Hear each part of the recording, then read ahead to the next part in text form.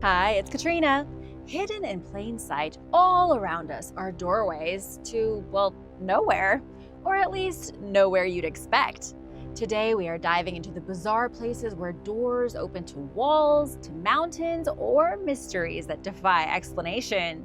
Get ready to explore the world's most baffling architectural anomalies and forgotten corners that you've never heard of. The doorway to nowhere. At the edge of a rapidly crumbling mountain in the middle of absolutely nowhere, there is a doorway. The doors swing on their hinges and the portal remains open, like anyone at all could walk in. Only nobody can walk through this doorway. It's at the edge of a sheer cliff that not even Spider-Man could climb. Okay, this thing is cool. I'm not sure what's going on with it, but footage of the open doorway has cropped up all over the internet. It appears to be in Jinan, Shandong province in China. And if the reports accompanying the drone footage of the door are to be believed, it is part of a bunker. An explosive storage bunker at that. At least this is what the internet sleuths have come up with. Judging by the hardened structure, it was probably designed as a place to hold explosives at a quarry. The bunker was likely blasted into the ground before there was even a cliff here. The open doorway is at the top of what looks like a mountain now, but it started out at ground level. After who knows how many years, enough rock was blown out of the ground that now the bunker is at the top of a cliff. And there's not much of it left. You can see a stray shrub growing on its top and a bunch of rubble, but the drone footage of this thing makes it pretty obvious it's about to collapse with the rest of the cliff. If you have any additional information about this weird door, please let me know in the comments. The UK's secret pyramid. There is something incredible in the UK that tourists have no idea about. I'm going to let you in on a fantastic secret. While everyone else is ogling the pyramids in Egypt, Mexico, Indonesia, Sudan, and even Rome, why don't you come with me to a Scottish pyramid? Nestled quietly in the misty wilds of the Scottish Highlands is a 41-foot granite pyramid that has been hiding in plain sight like a Victorian-era ninja. Say hello to Prince Albert's Cairn, aka the Balmoral Pyramid. Cool, right? But you're probably wondering, what the heck is it doing in such a random, non-pyramid sort of place? Let me boot up my time machine and take us back to 1861, when Queen Victoria was mourning the loss of her beloved husband, Prince Albert. As one does when overwhelmed with grief and burdened by limitless royal funds, she commissioned a pyramid. Flowers may wilt, but a huge triangular rock is eternal. I mean, there's a reason the Egyptians did the whole pyramid thing. They sort of stand the test of time. Case in point, all the pyramids in Egypt. Scotland's solitary pyramid is perched on a hill in Cairngorms National Park, surrounded by 10 other cairns scattered across the Balmoral estate. But this one's the Timberlake of the group, as in it's the star of the show thinking about starting its own solo career. If you want to pay the pyramid a visit, all I can say is good luck finding it. The cairn is tucked away in a forest, so don't expect neon signs or a gift shop. You'll need to hike through the woods, fight off some bugs, and possibly befriend a red squirrel or two. But once you reach it, the view across the highlands is pure cinematic glory, like Braveheart, but without the yelling. Although it's not ancient, it will be eventually. The pyramid has already been in the woods for over 150 years and is still in perfect condition, completely off the radar of 99% of tourists, despite being an actual pyramid. While Stonehenge is parked beside a busy freeway and is super easy to find, getting to Albert's pyramid is a much more blood-pumping adventure. Are you in? Just in case you were thinking of building your very own little pyramid, let me tell you another story. Across the sea from Scotland, you'll find the Garvach Pyramid in Northern Ireland. Built by George Canning in the 1800s after a trip to Egypt gave him burial pyramid fever, it stands a modest 18 feet tall. George built it as his future tomb, but then he chickened out. So now it's just sitting there empty, like a Gothic Airbnb nobody checked into. The moral of this story is that you can totally build your own pyramid, but whether you'll actually be buried in it is another matter. And now for a quick break, because it's shout-out time! I want to give a big thank you to David Davis and Rob Fred for supporting this channel. We wouldn't be here without you guys. Be sure to subscribe if you haven't already for more videos like this. The Myra Necropolis. Tucked into the sun-baked hills of southern Turkey is a city where the homeowners haven't thrown a party in about 2,400 years.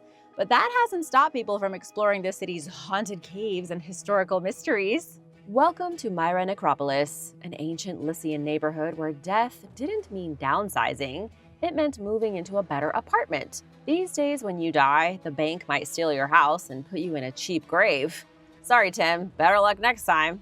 But if you were a Lycian living in Myra in 400 BC, you got upgraded to your own personal cave after death. Carved into the cliffs like ancient penthouses for the dearly departed, Myra's rock-cut tombs are the eternal homes of Lycian elites who clearly had a flair for drama. Think of the necropolis as the Beverly Hills of the afterlife, except with fewer Rolls Royces in the driveway and more lions carved into the walls. Today, Myra is a ghost town. The Lycians are long gone, and their tombs are cold, empty, and many of them are hidden behind dusty shrubs in the niches of the cliffs. There are two different necropolises here, the Ocean Necropolis and the River Necropolis. Both sit proudly above the ruins of an ancient theater and the Church of St. Nicholas. Yes, that St. Nicholas. The church is a museum today and a sad shadow of its former self. But in the year 520 AD, when it was commissioned by Emperor Justinian of the Byzantine Empire, it was the bee's knees. It was also built on the ruins of an earlier church where St. Nicholas, the very inspiration for Santa Claus, had a seat as a bishop. You've got a church built over the ruins of another church that was run by Santa Claus, and above that one, you've got the hand-carved caves of the Lycians. Some of the caves are designed to look like houses and even have windows and balconies. Others have Greco-Roman vibes with strong pillars and murals painted in vivid reds, blues, yellows, and purples. If you were going to have your own swanky cave tomb, what would your theme be? Egyptian? Roman? Maybe sci-fi, just to mix things up a bit? The MVP of the Myra tomb is the Lion Tomb. It's not where Mufasa ended up, but it does feature some incredibly human touches, like 11 life-sized stone figures believed to represent the tomb owner's actual family. Talk about bringing your loved ones with you into the afterlife. It's like a family portrait, only meant to last for all eternity. How would you feel with your parents, siblings, aunts, uncles, all staring down at your coffin with their stone eyes for the rest of time? When I put it like that, it sounds a little creepy, but you know what is not creepy? This heart-tugging inscription found in the Lion Tomb. It reads in ancient Greek, "Moskos loves Philiste, the daughter of Demetrius." Somewhere in all this rock, love carved its name forever. Moskos wasn't about to let death 2,000 years ago get in the way of shooting his romantic shot. Romance was alive and well in Myra. It's worth mentioning these cliffside tombs weren't for everyone. They were strictly for, you guessed it, the upper class. Only the richest of the rich got this level of eternal pampering. It looks like not much has changed, huh? Historians say the Myra tombs reflect something deeper than the eternal class struggle humans seem to be stuck in. Historians say the tombs speak of a cultural confidence. What does that mean? Lycian society felt secure enough to invest in grand tombs. And that kind of focus is only possible when a culture becomes successful enough that they don't have to worry about getting invaded or starving. Now, be honest with me. If you had the chance, would you want your own cliffside tomb with a view? Or are you cool with whatever your HOA allows? The Tomb of the Wrong Saint. There's a church in Italy that, unless you are a religious fanatic or Italian, you've probably never heard of before. But it's not the church that I want to talk about. It's the body lying underneath the altar. It might belong to Alexander the Great. This is St. Mark's Basilica in Venice. Under the basilica's altar is an entombed body, which the church has always claimed to be that of St. Mark the Evangelist. But according to British historian Andrew Chugg, it might really be Alexander the Great. You know, the ancient warlord who conquered half the known world before he hit his flirty 30s. I'll break this historical soap opera down for you one piece at a time, starting with Alexander the Great's death in 323 BC.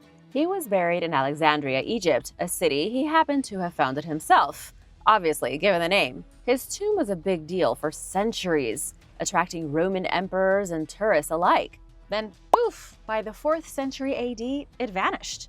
Around that same time, St. Mark's bones conveniently appeared in Alexandria. Chugg's theory is that during a period of Christian unrest, some savvy church folks disguised Alexander's corpse as St. Mark to protect it from getting destroyed. Same city, 2 bodies said to be mummified in linen, and one disappears right as the other shows up. I can't tell if this is sketchy, intriguing, or too coincidental not to be true. Then, in 828, some Venetian merchants smuggled St. Mark's remains out of Alexandria in a barrel of pork and brought them to Venice, where they now rest in grand style. But what if those weren't the bones of a saint at all, but the bones of the most legendary warlord in history? As you'd expect, opinions are split. Oxford's Robin Lane Fox said it's a cute theory, but it isn't true. Cambridge's Paul Cartledge called it plausible, pointing out that nobody knows where Alexander went after the 4th century. And finally, biographer Paul Doherty thinks it's worth a DNA test and could help explain how Alexander died so young. Another clue can be found in Christian tradition. According to early Christian sources, St. Mark's body was burned. There technically shouldn't be anything left of him except for ash. So how is his whole skeleton under a Venetian altar? Something to think about, wouldn't you agree? Andrew Chugg says we should dig him up. Not you and me personally, we as in whoever digs up bodies in churches. He's calling for genetic testing to settle the matter once and for all. Catholics, predictably, are not thrilled at the idea of exhuming a beloved saint, especially to prove he might factually be a pagan warlord with daddy issues and a killer track record. If they don't test the bones, he'll remain St. Mark. It's a Schrodinger's cat situation where as long as nothing changes, they don't have to admit they've held Alexander's body this whole time in a secret crypt hidden below an altar. Do you think scientists should dig up the bones and test them? Or is this a case of letting sleeping dogs lie? Let me know what you think in the comments. Lost in the caves of Mexico. Move over, Indiana Jones. The real action is happening deep in the caves of Guerrero, Mexico. Explorers recently stumbled across a lost civilization's spiritual stash. It's basically the pre-Hispanic version of a sacred time capsule. Let's see what's inside. The stash was uncovered in Tlayococ Cave by adventurers Adrian Beltran Dimas and Yekaterina Pavlova. The dynamic duo stumbled upon a hidden chamber no one had touched for centuries. Inside were 14 ancient artifacts, including shell bracelets and mysterious black stone discs. The truly remarkable part is that these artifacts were deliberately arranged on stalagmites like all your random junk spread across your coffee table or your counter. This is clear evidence of ritualistic activity. But by whom and when? These artifacts are believed to be from a civilization so vague, so forgotten, I'd wager money that you can't guess the name. Go on, I'll give you a few seconds. Go ahead. Think of all the Mesoamerican societies of Mexico and give it your best shot. If you guess the Tlacotepehuan, color me impressed. This civilization is so obscure, they are more lost than the city of Atlantis. Their name survives primarily in a few dusty colonial records. Finding this much evidence of their lost culture is very rare, which is why everyone is so pumped about it. Thanks to this discovery, historians now know the Tlacotepehuan liked shell jewelry, complete with faces and trippy carvings. They carved black reflective discs, possibly used for ritual gazing, crying, or staring contests with the gods. And it's not just what they left, it's where they left it. Everything was neatly placed around reshaped stalagmites, which were smoothed into spherical forms by hand. Someone spent a very long time carefully arranging cosmic gear in the Earth's basement for reasons experts can only guess at. As if Mexico didn't have enough amazing ancient history already, now you're finding out there are caves under the country filled with relics from cultures that nobody has ever heard of.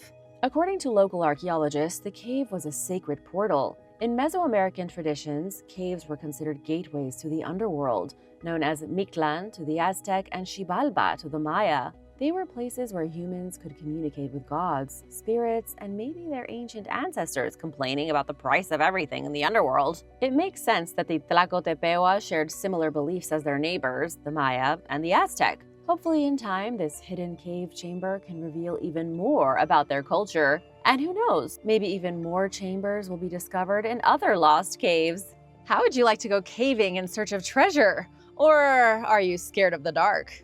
A forsaken Masonic tunnel. You're never going to guess what's been found underneath this ancient city. Warsaw, Poland, a place oozing old world charm and cluttered with medieval royal palaces. It turns out Freemasons were having a free-for-all underground, meeting secretly in the shadows. In 2021, some very curious and probably very sweaty archaeologists decided to give Gaj, a quiet area near an old palace, a digital colonoscopy using 3D scanning. It's not as uncomfortable as a real colonoscopy, so don't worry. What they found was a massive 200-foot-long domed corridor. It runs like a secret subway from a walled entrance to St. Catherine's Church and the palace grounds. At first glance, this thing looked like it belonged on a medieval plumbing blueprint. Historians think the corridor was originally a cistern, aka a glorified rain barrel, designed to water the royal gardens during the 17th century. Legend has it that King Jan III Sobieski himself taste-tested the water and gave it the royal thumbs up. Apparently, if you're a king in the 1600s, you have time to sample artisanal groundwater like it's a wine. Moving up to the 1800s, and the corridor got a real glow-up thanks to one Stanislav Kostka-Potocki, politician, art enthusiast, and card-carrying Freemason. Potocki snapped up the property, and under his watch, the corridor morphed from royal plumbing to something a lot more cloak and dagger. For those unfamiliar, Freemasons are kind of like the original LinkedIn. They were part social network, part brotherhood, part hiring firm, and part secret society that people love to speculate about on YouTube at 3 a.m. The organization traces its roots back to medieval stonemasons. However, some think Freemasonry can be traced all the way back to the construction of the first temple in Jerusalem during the days of King Solomon. That was probably around 1000 BC, if the Bible is any indication. More recently, the Freemasons evolved into an international club of well-connected, handshake happy gentlemen who allegedly know where all the skeletons are buried. In Warsaw, some of those skeletons are buried right there in that corridor. Historians found more than 40 wall niches carved into the tunnel, like a boneyard meets a speakeasy. These weren't just aesthetic choices, they were graves. You can see these kinds of niches in catacombs across the world. The only issue is there are no bodies filling them. Where did the bodies go? Were they ever here to begin with? During World War II, the tunnel served as a bomb shelter, yet no records mention bodies. Nobody was hiding from the Nazis next to stinky old skeletons. What excavators did find was treasure. They unearthed 17th century coins and early medieval relics. The loot has researchers scratching their heads, trying to understand the full timeline. Was the tunnel really built for water, or did the king just want a secret underground man cave? And what the heck were the Masons doing in the dark tunnel for nearly 100 years? Who in the world knows? Not me, not the experts. Nobody can say what the deal is with this hidden tunnel. Today, the nearly forgotten corridor sits within the Vilinovsky Cultural Park. You can visit the area, but don't expect to waltz into the corridor.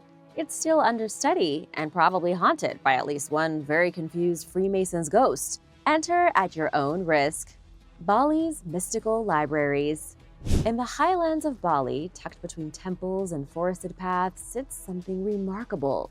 It's a spiritual archive not written on parchment or screens, but etched onto dried palm leaves. These are the Ayantar manuscripts, centuries-old records said to hold individualized karmic guidance, written long before the people they were meant for are even born. While your friends are getting tans, drinking smoothies on the beach, and Instagramming their tropical vacations, why not ditch them for a bit of history? These mystical libraries are a hidden bridge between past and present. Even today, palm leaf readings are alive and evolving, offering spiritual seekers personalized insight into life's big questions. In fact, you don't even need to go to Bali to visit the mystical libraries.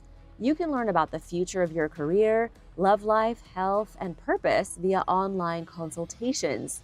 It's a tradition that's been going on for 2,000 years and has now gone digital. Palm leaf manuscripts arrived in Bali alongside Hinduism between the 1st and 5th centuries AD. Originally from India, these texts carried spiritual and philosophical knowledge across generations. Enlightened sages, also known as rishis, are said to have recorded details of individual lives right down to relationships and illnesses onto palm leaves using sharpened tools. They weren't guessing about these future lives, they were channeling prophecies of the future. These leaves captured karmic blueprints, explaining things like why you're here, what you owe, and how to move forward. The Balinese adopted this practice with deep reverence, maintaining libraries of sacred texts. For them, the manuscripts aren't museum pieces, they are living entities, spiritually potent and ritually maintained.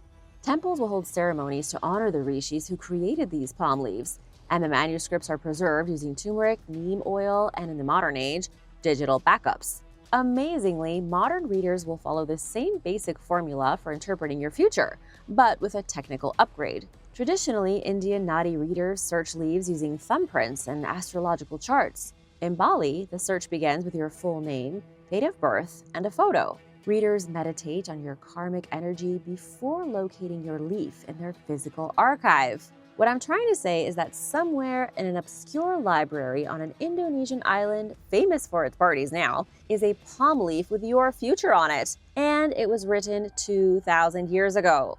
Feeling like an insignificant cog in the gears of the universe yet? I think I am. Once your leaf is found, it's read aloud and interpreted. The original language, often Sanskrit or ancient Balinese, is translated into your language. You'll receive a video recording that may include past life influences and current karmic debts, health issues and their deeper spiritual causes, career direction and purpose, family dynamics, guidance or warnings about life decisions, and prescribed remedies like mantras, fire rituals, donations, or pilgrimages. It's not a crystal ball. It's a karmic diagnosis, like you're visiting a spiritual doctor. Anna is a yoga teacher from Germany.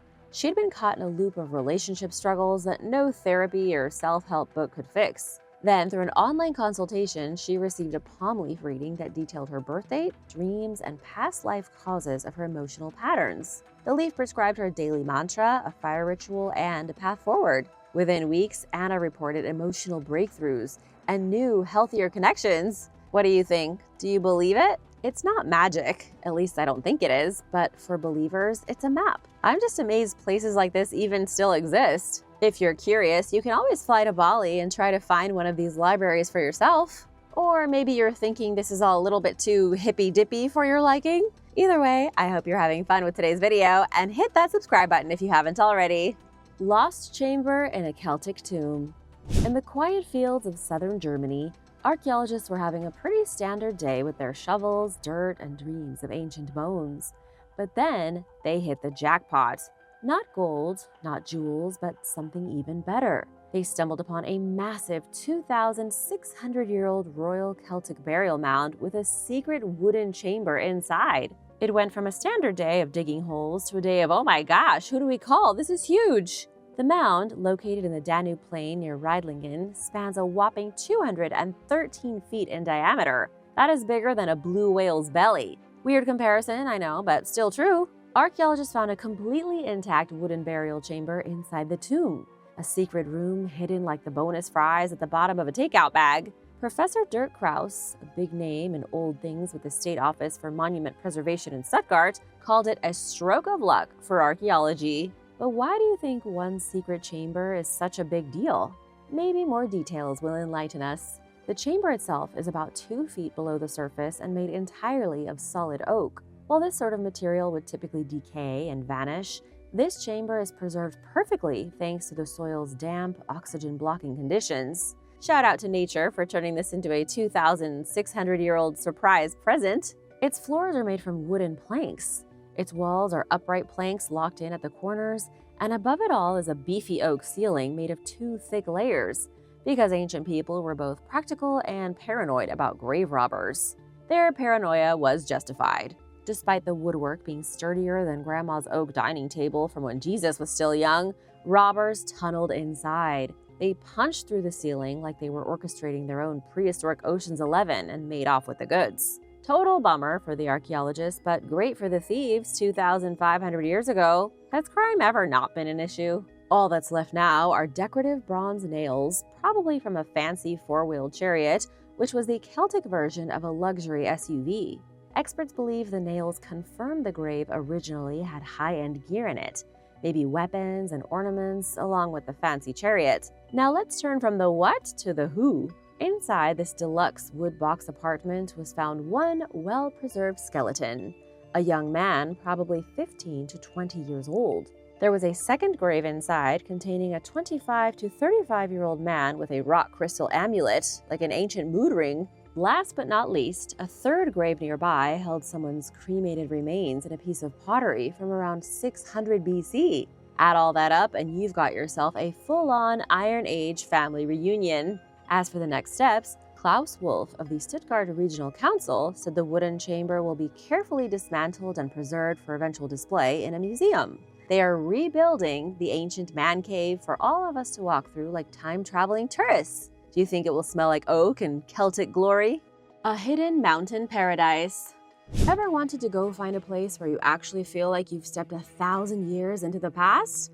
Well, look no further. In Greece, far from the Instagram stampede of Santorini sunsets and Mykonos mojitos, there is a place so untouched, so scenic, it looks like a medieval village wandered into a Bob Ross painting. I bring you now to Zagori, where stone villages cling to cliffs, rivers sparkle like they're sponsored by bottled water brands, and donkeys still rule the roads. Zagori in the Pindus Mountains is home to about 46 villages, all of them made of stone. Locals call the place Zagorohoria, which loosely translates to villages behind the mountains. It sums up the vibe really well. Just take a look at one picture and try not to wish you could go there right now. I mean, isn't that just the most fairy tale town you've ever seen?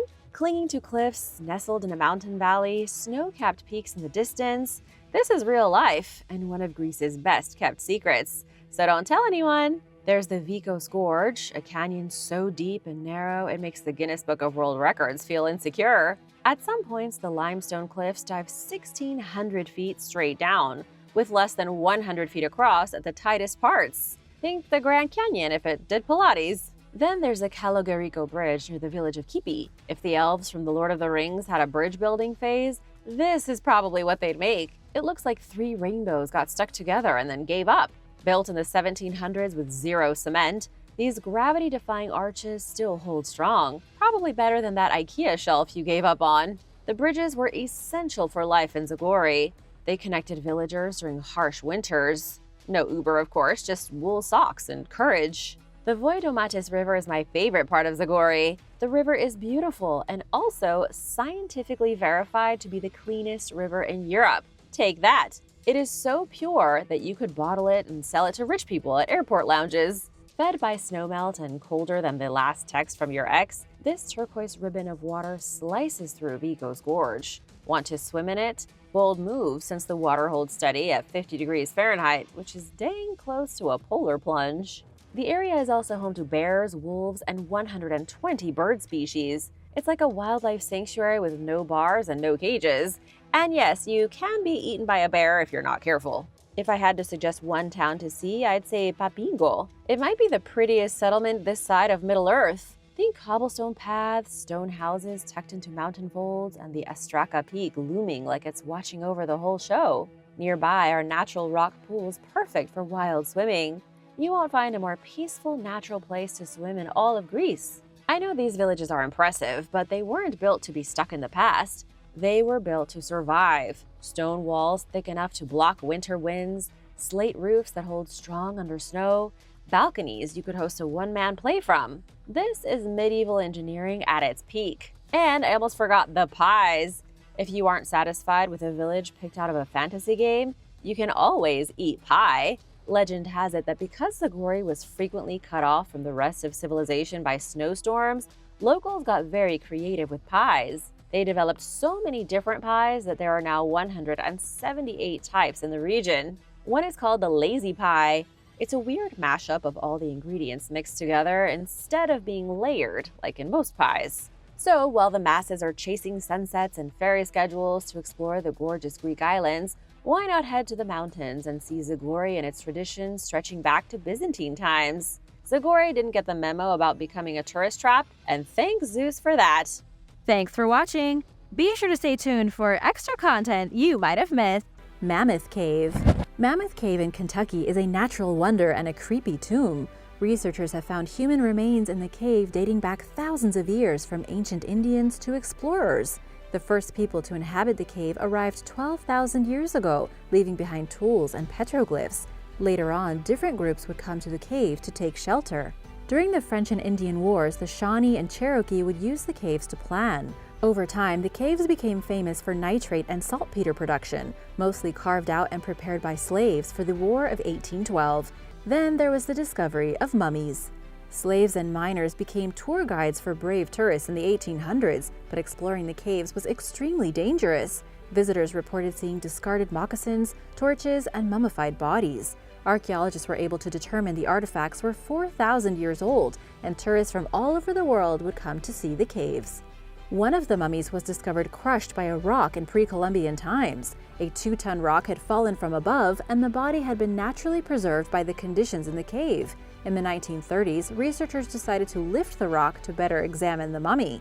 It was moved to the cave floor and placed in a glass display to stop people from touching it. Over time, more caves and artifacts were found, and scientists believe there is a lot more to be discovered. It's the longest explored cave system in the world, with over 360 miles of connected tunnels, and you never know what you might find around the next bend. Have you ever been here? Would you like to visit Mammoth Cave? Let me know in the comments below.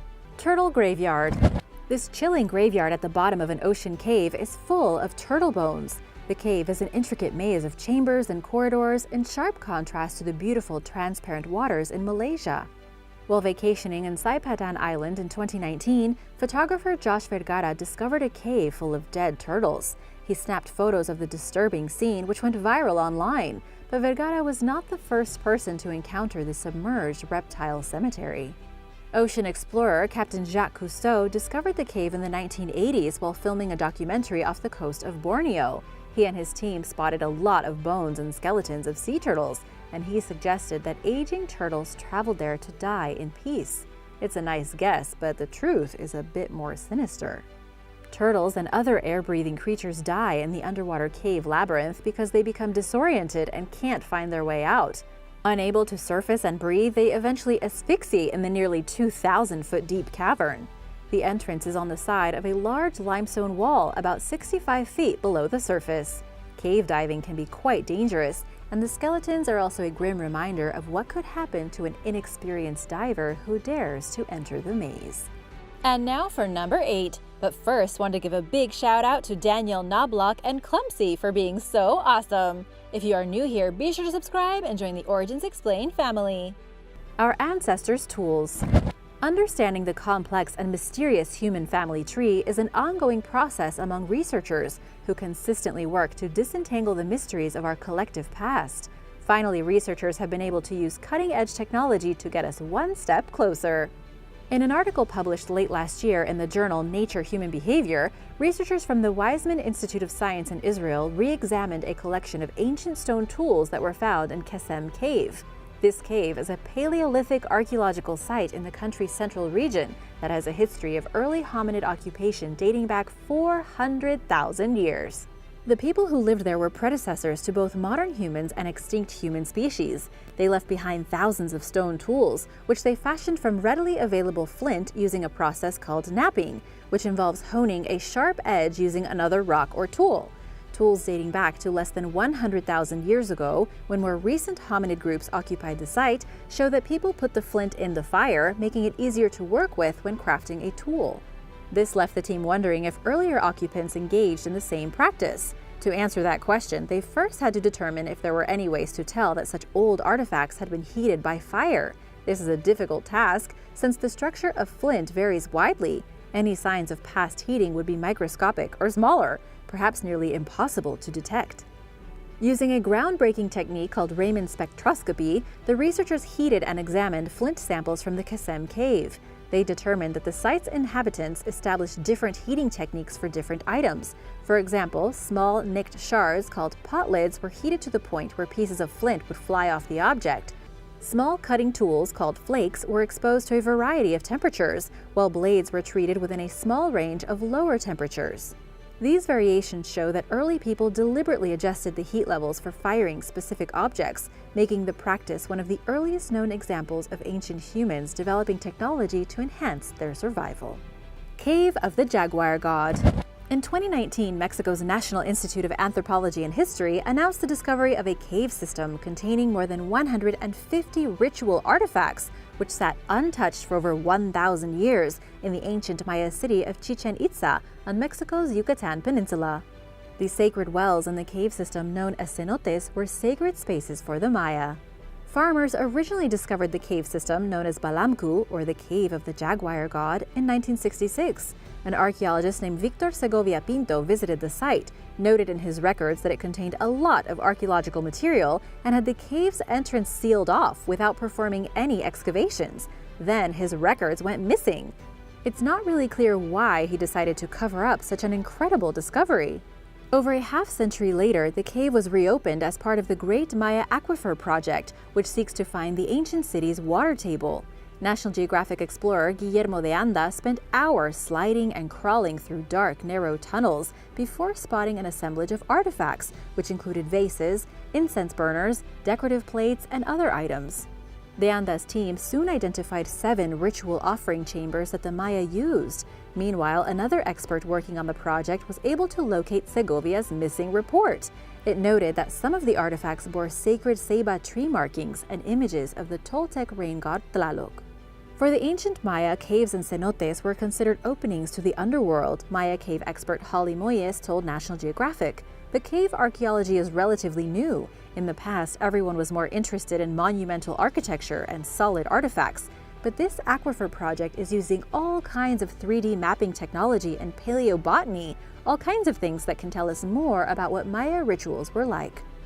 The discovery of the caves is giving researchers a rare opportunity to examine the untouched site using advanced technology, which could offer invaluable insight into Chichen Itza's history and mysterious decline.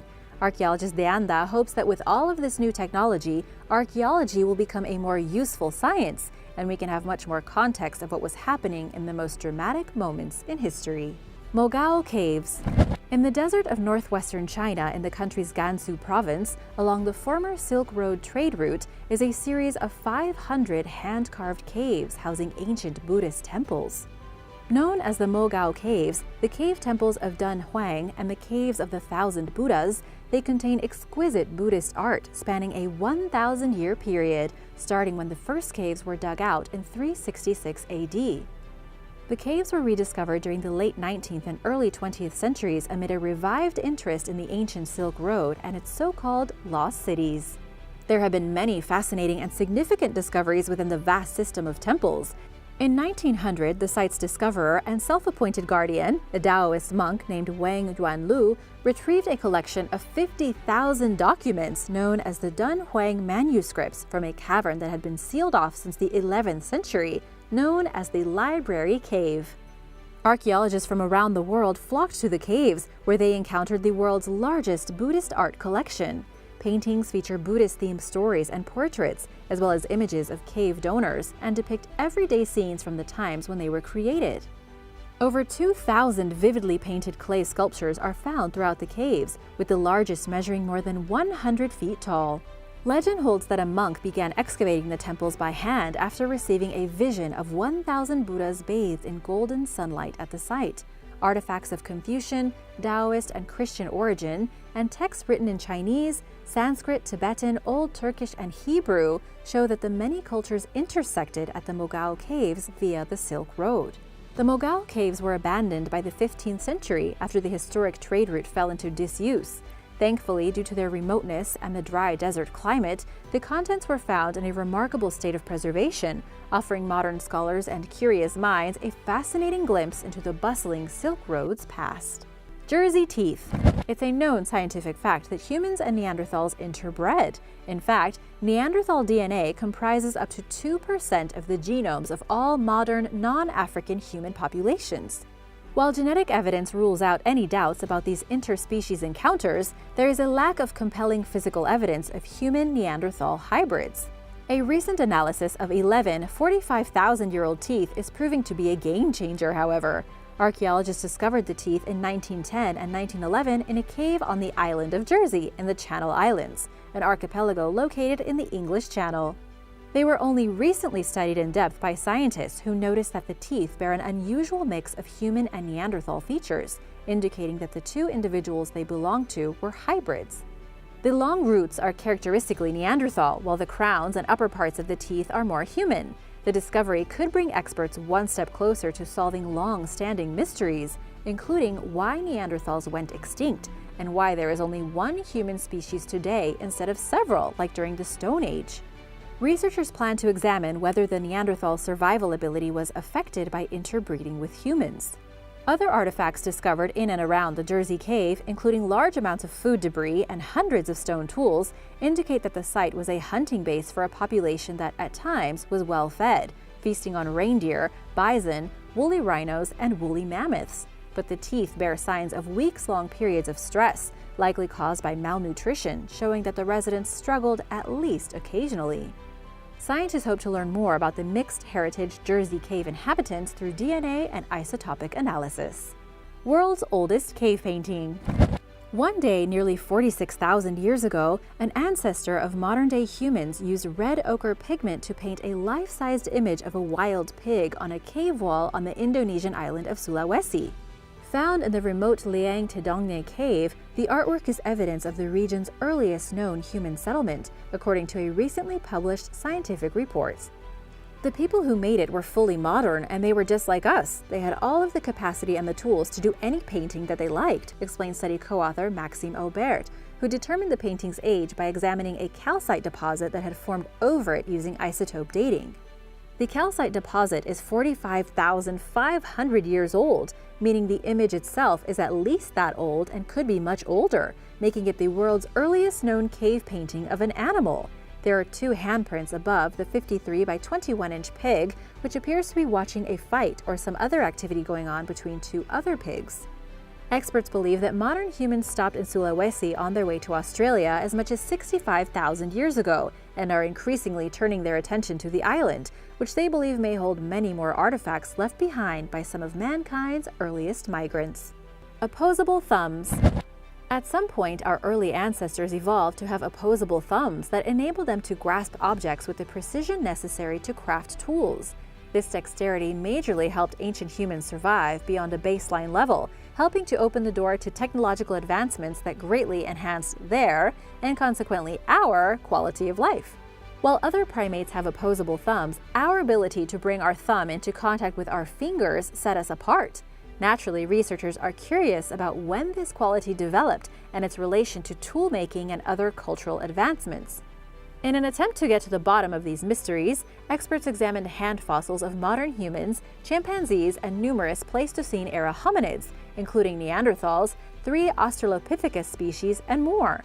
Some of the fossils they analyzed belong to a species that were discovered in caves, including Homo naledi specimens, which were first found in South Africa's Rising Star cave system, and 2 unidentified fossils that were unearthed in the same country at Swartkrans cave.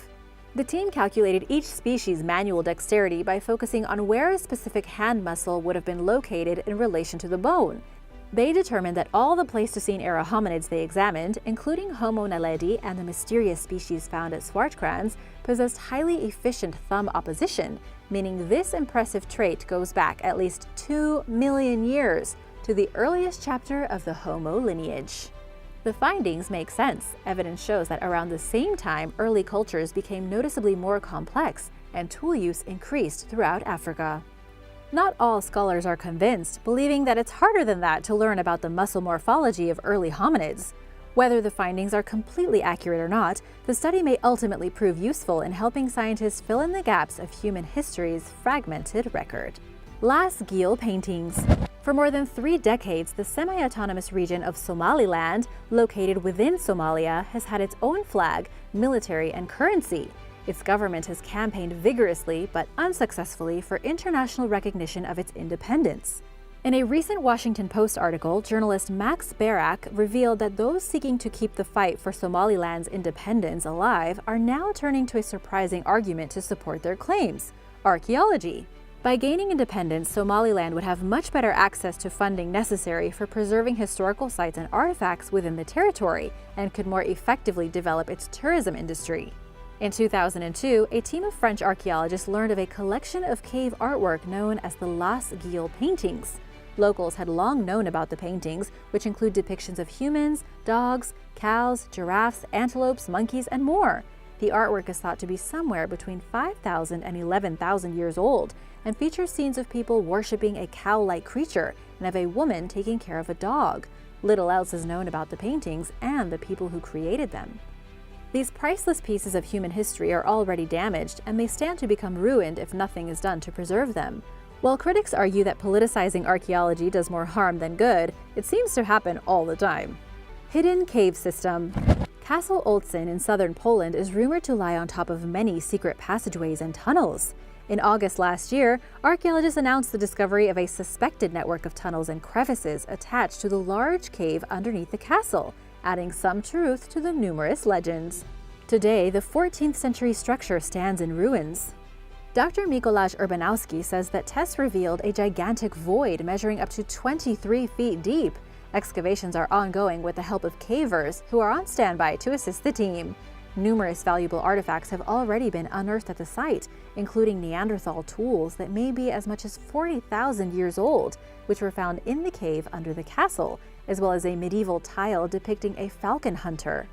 The lower cave, as it's called, served as a Neanderthal shelter and later as a Renaissance-era pantry. More discoveries are likely to be made as the explorations into the subterranean structures continue. Thanks for watching! Do you like exploring caves? Let me know in the comments below. Remember to hit that subscribe button if you haven't already, and I'll see you next time. Bye!